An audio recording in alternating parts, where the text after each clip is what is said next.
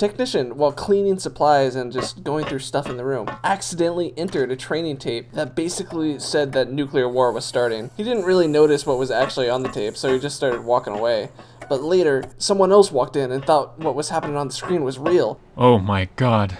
I have to sound the alarm. Immediately, US missile crews were put on the highest alert possible, and nuclear bombers actually even started to prepare for takeoff. And just like in a really bad sitcom, the plane that was supposed to take the president away from the nuclear attack took off without him.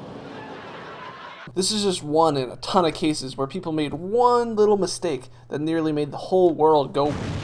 A few years earlier, in 1960, a newly constructed radio tower detected several dozen missiles that would reach the US in 20 minutes. As you can expect, everyone started freaking out and the US began to prepare for nuclear war.